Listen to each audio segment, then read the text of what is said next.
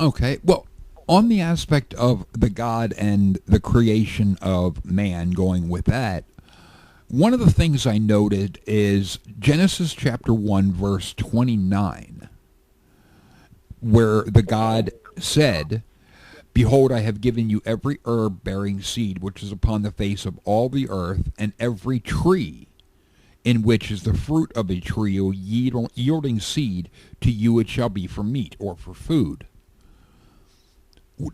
Doesn't that stand in stark contrast to the Genesis 2? I think it's verse 17, where, yeah, but the tree of the knowledge of good and evil, thou shalt not eat of it, for in the day thou eatest thereof, thou shalt surely die. Okay. If in Genesis 1:29, the God is saying every tree in which is the fruit of a tree, to you it shall be for meat, how can it turn around and say in Genesis 2:17 that every tree but one? Okay. I think that's a great question.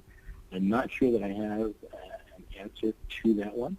The only thing that I can look at here is that it says, "I've given you every herb-bearing seed which is upon the face of the earth, and every tree on which is the fruit yielding seed." I don't know if this particular tree that God says you can't eat is yielding seed. I'm not sure. That may be an explanation. Right, because I know the word apple doesn't appear. No, there's no apples on the tree. Right. So the apple story from Christians is, and I knew this back when I was a Christian, it's BS. Because... Well, I think, again, the story of the apple was used because an apple is a common fruit, and people know the apple. And, when somebody says, "Well, what kind of fruit was it?" "Oh, it was an apple."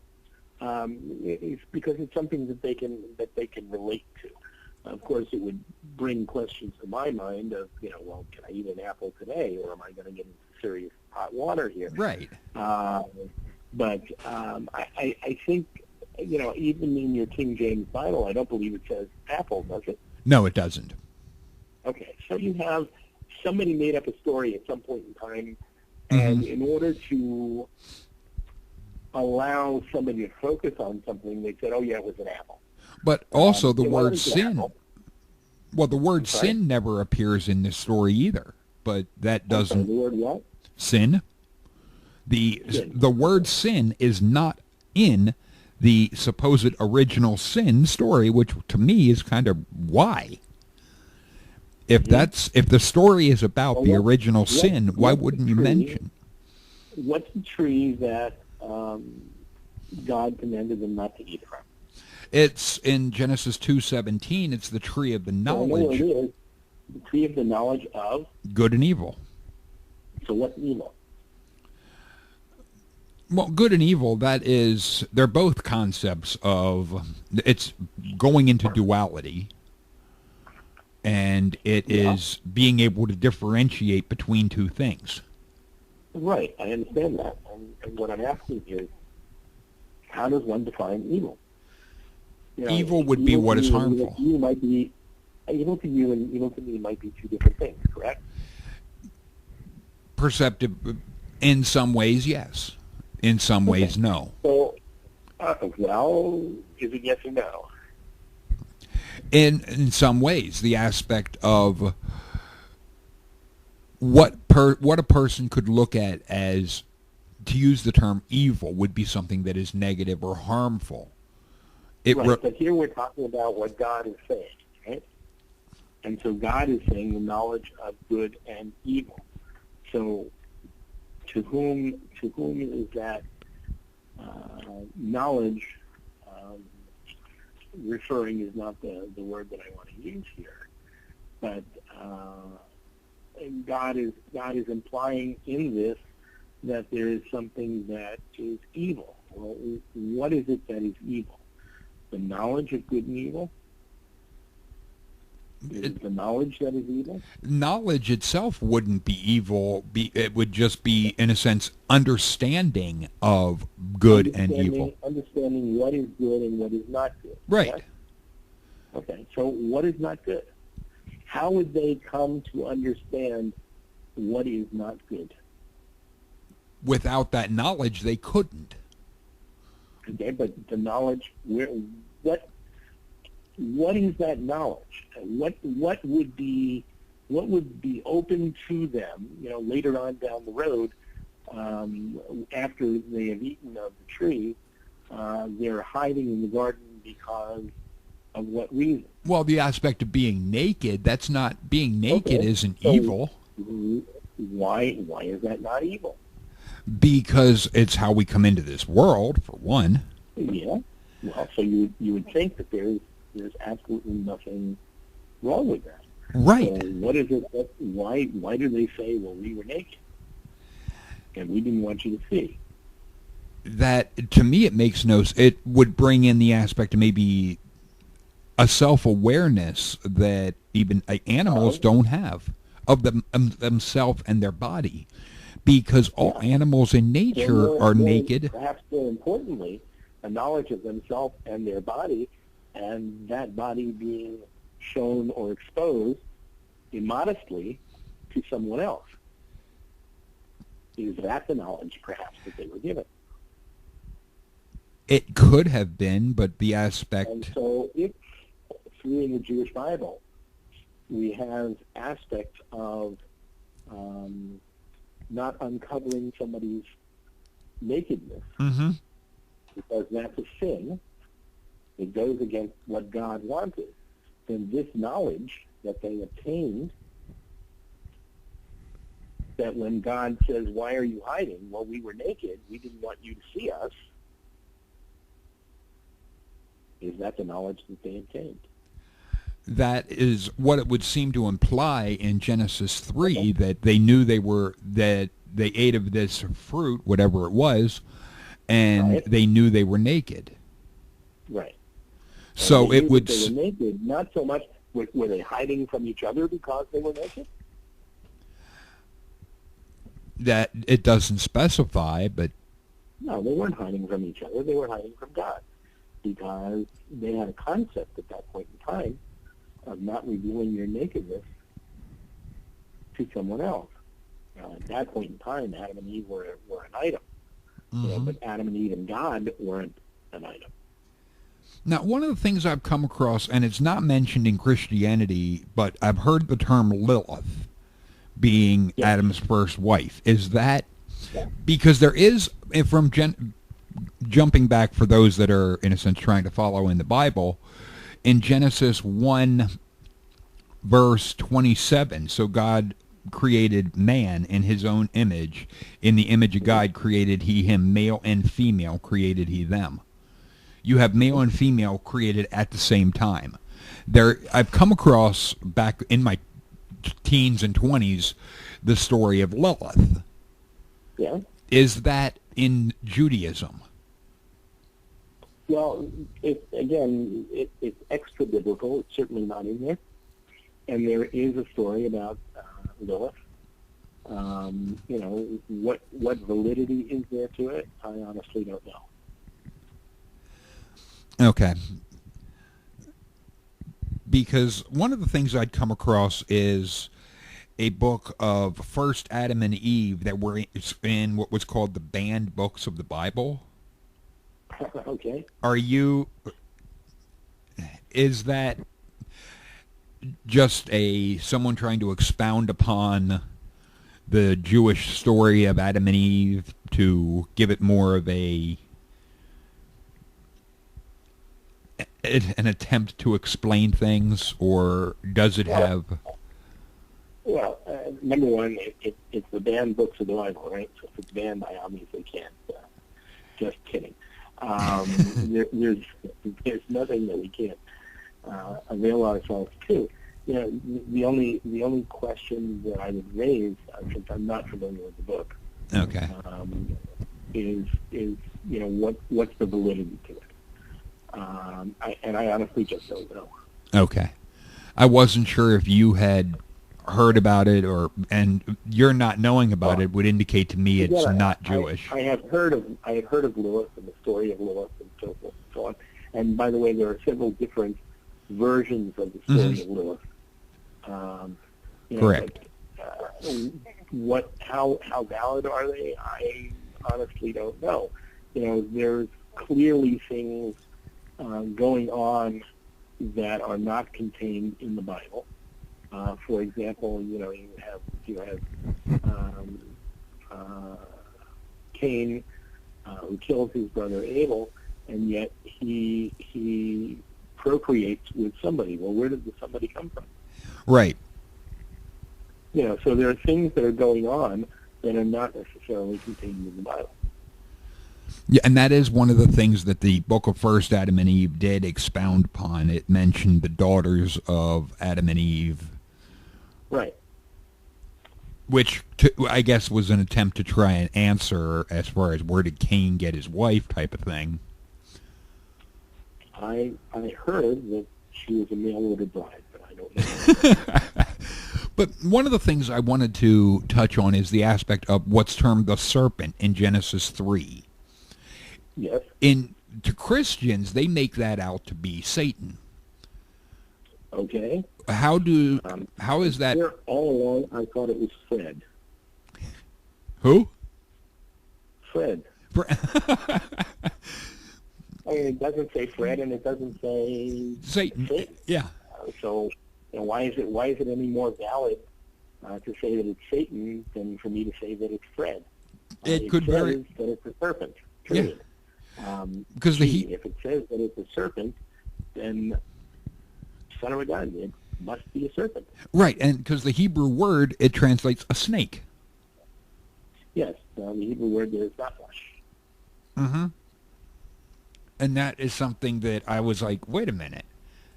Okay, we have a talking snake. Okay, later in the Bible, we have a talking donkey. Right. In a sense, talking animals in the Bible, at least, seems to be common. I think so. I've never met a snake, though, that I can have a conversation with. I'd like to. Well, Harry Potter did. But one of the things that I've also noticed is the statements that the serpent made versus what the Lord God made in Genesis 2:17, where it said, "You will surely die." Now, I had looked it up in the Hebrew Bible that I have, the JPS version, which you had kind of my goodness, another good one. But it didn't have the "in the day," it had "as soon as." Well, actually, the Hebrew for that, give me the verse again. That would be Genesis 2:17. And 3:17? And 3, 4, and 5. Hang on. Yeah.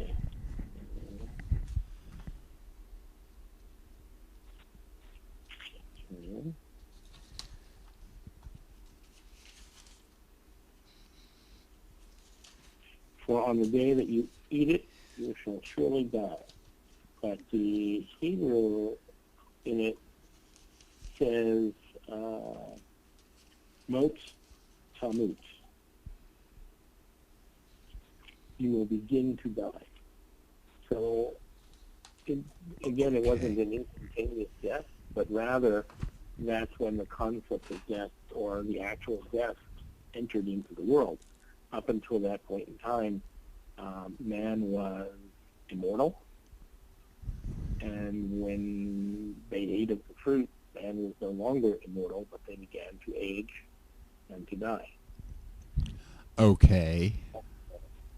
So what you have here is not, I'll take a bite of the fruit, it's like arsenic, and 2 seconds later you're on the floor, but rather it is, you've changed your state from a being that is immortal now to a being that is mortal and begins to die.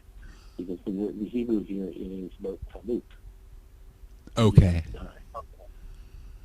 So that is definitely in a sense, and I hate to use the term, but a poor translation.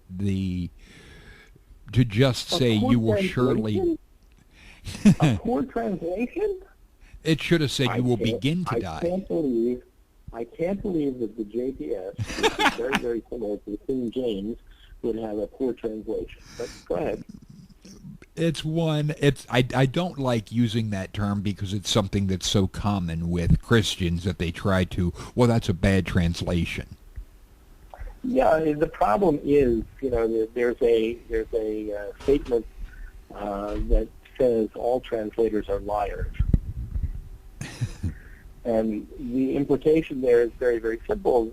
That is that translators have a bias, and they put their bias into their translation. Right. Perhaps the only non-biased translation is the dictionary, and if you go word by word. Even Strong's, by the way, has a bias. But, anytime you look at a translation, that's what you're going to get. If you look into the original Hebrew, and if you know Hebrew, then you're going to get what's there, in essence. But that's not a translation. That's taking it in the original. Okay. I'm sure there's ways for people to learn Hebrew nowadays. Yeah, I'm sure there are. Just like any other language. Yep. And for those that would be interested. Go ahead. For those that would be interested in learning Hebrew, how would one go about? What's a good source or whatnot for learning Hebrew to better understand? Well, I don't think there's any better way of learning Hebrew or any other language than being immersed in it. And so you've got to find an immersion program. Where are you going to find an immersion program in the United States? I think it's going to be difficult, if not impossible. And then, of course, you have to differentiate between modern Hebrew, spoken Hebrew, and biblical Hebrew, which is somewhat different. And you're not going to find an immersion program of biblical Hebrew. I'm sure that there are schools in the area that offer courses in Hebrew. But if you're talking about a college course in Hebrew, you're talking about something that runs for a semester or 2 semesters and so forth. And that's not immersion. You're there for 45 minutes, 50 minutes, and then you might have the class 3 times a week. That's really not going to cut it. So it's difficult, to say the least. Okay. But in a sense, moving through the stories a bit quicker, the aspect of Cain and Abel that I had noticed that kind of got my attention was where it said about the God said, and let me find the exact, that Abel brought his offering of the firstlings, and Cain brought his of the fruit of the ground, and God, the Lord had respect unto Abel's offering, but he didn't unto Cain's. It makes me wonder, was God a meat eater and just didn't like fruit? No, it goes to the, obviously Abel was a tender of the flocks, and Cain was a worker of the field. So Cain wasn't bringing meat, Abel was. But see what it says. It says that Abel brought the firstlings. The firstlings are, the best that he had available. And Cain, he brought what? We don't even know. No, we don't. It says Abel brought the firstlings of his flock and of the fat parts thereof. The fat parts, the good parts, the best parts. And Cain, he brought of the fruit of the ground, not the best of the fruit or the first of the fruits or anything like that, but rather he put something together and he offered it. The sincerity in Abel's offering was clear, in that he was offering to God the best that he had available. And the insincerity of the offering of Cain was evident by the fact that it wasn't indicated that it was the first or the best. So God looked upon the sincerity that, does God eat meat? Does God eat fruit and vegetables? I sincerely doubt it. At least we don't have any indications anywhere in the Bible that I'm aware of where God pulls up a chair to the table and starts digging in. So it wasn't that God was a meat eater or God didn't particularly care for fruit, but rather he saw the sincerity in Abel's offering, and he saw the insincerity of the offering of Cain. And so he accepts Abel's offering because it is sincere, not because he was a meat eater. And he rejects the offering of Cain because it was insincere. Well, one of the things that I would point to, at least for me, that the God is meat eater is Genesis 8:21. The Lord smelled a sweet savor, and talking basically, yeah, it makes the God seem to be human. That it has nostrils and yeah. Well, all throughout the Bible, you have anthropomorphisms, manifestations of human aspects to God, so that we can understand when it says a sweet savor, what is it? As opposed to, let's say, a sour or a burnt or something that was unpleasant. Sweet implies that it was pleasant. Yes. Yes. So that's what it's saying. That what God smelled was something that was good. Not that God had nostrils and he smelled it, but rather he looked at what was behind it and he saw the intention, and that's why it was sweet. Okay. Another aspect that I had come across that really kind of had me chuckling was the phrase face to face. Yes. Because there are multiple occurrences, like Genesis 32:30. I have seen God face to face, and my life is preserved. But another where it says about no man can see the face of God and live. Okay. It seems to be a contradiction. In what way? The aspect of repeatedly, like Moses spoke face to face with God, and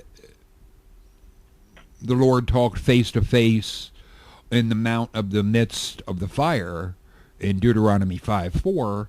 Well, wait a minute, isn't that a contradiction? Was it the fire or was it the face? Well, in the midst of the fire would be basically at a campfire. Talk to you face to face. I've talked to people face to face. But what I'm asking is, was it a fire, or was it a safe, or was it something? I'm going to give you another Harry Potter reference. Where Harry Potter would go to the fireplace, and his I think it was his uncle, the face of his uncle would appear in the fire. Was that what it was? That would be more, to use the term, magical. I'm thinking simply of a campfire type of thing. I've been at campfires and talked to people face to face in the midst of the campfire. Across the campfire. They weren't actually in the fire. No, they were in the midst of it. They're there. It's kind of in between them. They were around it. They weren't in the middle of it. Well, the fire would be in the middle of them, but it wouldn't be that they're in. They were around the campfire, and yeah. They were speaking to them face to face. In other words, it wasn't by telephone, and it wasn't by Skype or anything of that nature, but rather you were right there. Right. So if you were right there, then you're talking to them face to face. Yes, and that would make the God physical. Would you have to be facing them when that was occurring? You would think. I mean, face to face. Typically, when I talk to people, I'm not talking to somebody with their back to me. I mean, that would indicate with body language. If they were around the campfire, and you were, let's say, on the north side of the campfire, and they were on the east side of the campfire, are you necessarily facing each other? you would see their face. You wouldn't necessarily see it from a front. Okay. Right, but I think the implication is that... And we can turn our head. Yeah, it wasn't at a great distance or anything like that, but they were right there together. Yeah. And? It indicates to me, one, that it's a physical being, as well as having a face. Okay. And that if the God can see and talk with them face to face, then where it then said about no one can see my face and live, so that seems a bit contradictory. Okay. I can see where that would appear to be contradictory. However, again, you're taking it literally. And what I'm saying is you can't take that literally because it also says God has no form. So if God has no form, he certainly can't have a hand or a face or a nostril or anything of that nature, correct? Correct. Okay.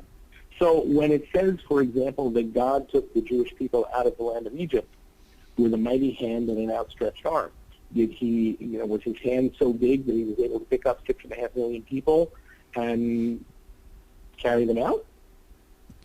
Well, if you go by Stephen King's The Stand, at the end of the movie, the big hand comes down type of thing, but... Yeah, but it wasn't large enough for 6.5 million people. I think that hand would have been, yeah. Okay, but I think the implication is that again these attributes that refer to God are things that help us to comprehend things which are incomprehensible. Because if God has no form, then clearly he has no hand. So how do we explain that God took us out of Egypt? How do we explain that God found favor with this and not that?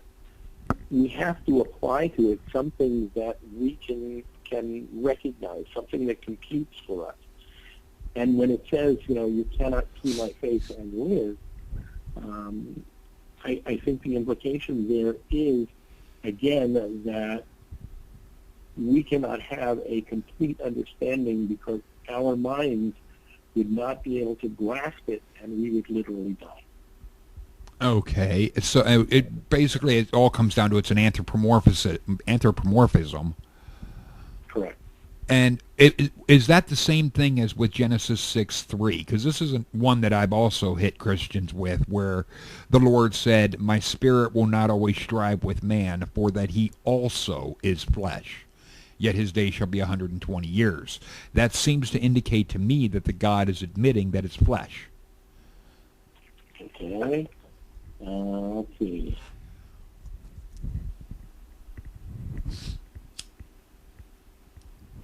I don't get that from that.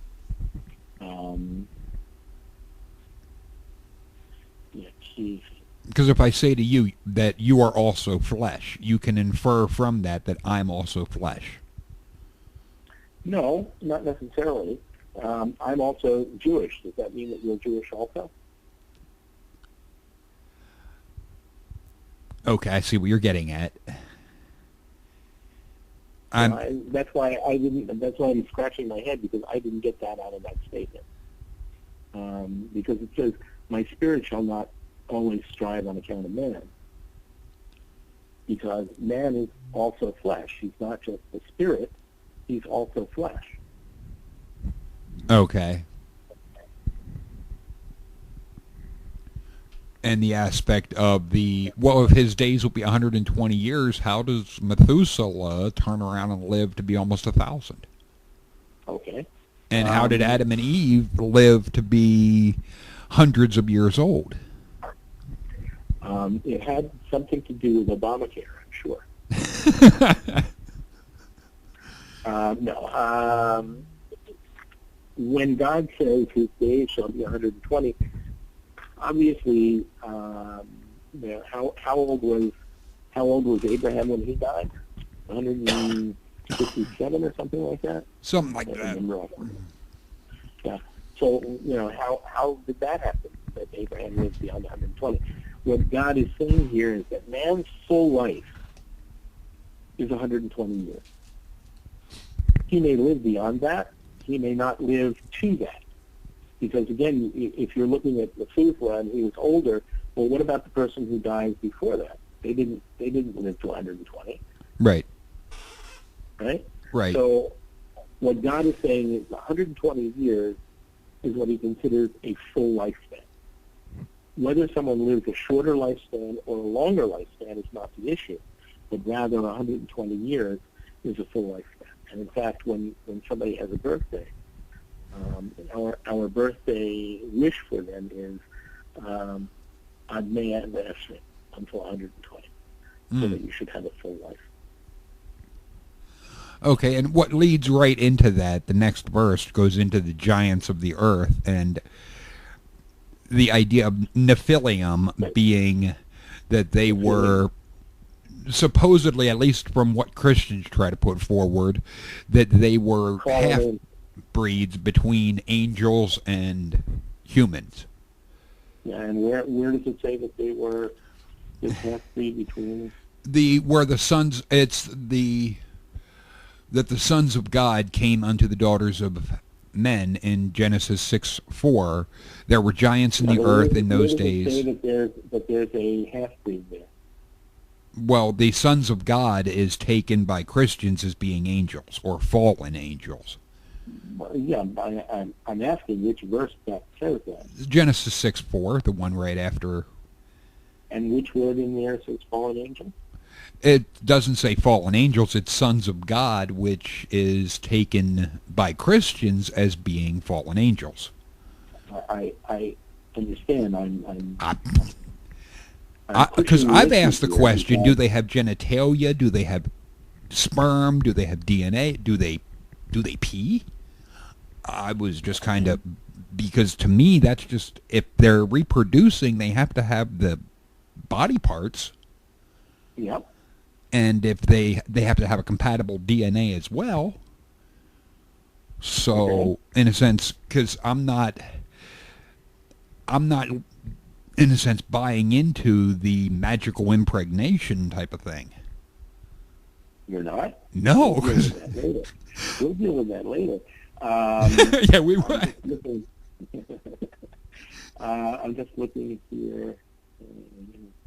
Again. But I've had Christians say to me about I'm being crude when I say about the aspect of genitalia, sperm, so forth, and I'm like, no, I'm just going into the biology of it. Yep. And there's nothing in the verses there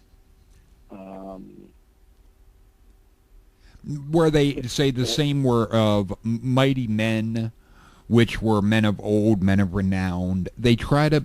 The idea with the Nephilim that is put forward is that they were giants, and it raises the question, if the flood was to kill the giants, and yet after the flood there was Goliath with David, and Goliath was... That, when the spies went into the land, when they were traveling through the desert, what did they come back and say? I'm not sure. They said they were giants in the land. I don't see that the flood was designed to kill the giants per se, but rather the wicked, the people who were sinning at the time. But when we talk about the Nephilim, I'm trying to remember here because it's there's an implication in there. We're going to have to come back to that one because I just can't remember. It has to do with the fact that they were sinful. They may have been giants as well, but that they were sinful. Okay, because that's something that I've heard, like a lot of Christians or the fundamentalist type like to clamor about the giants and so forth, and that it says here at the end of the verse, and they were mighty men of old, men of renown. Right. Nowhere in here is there anything about angels or fallen angels or anything of that nature. An angel does not fall unless the angel trips, and I don't think that occurs anywhere in the Bible. This concludes part 2 of my interview with Mark Powers. Feel free to leave your comments in the comment section below, and make sure you check out part 3. Later, people.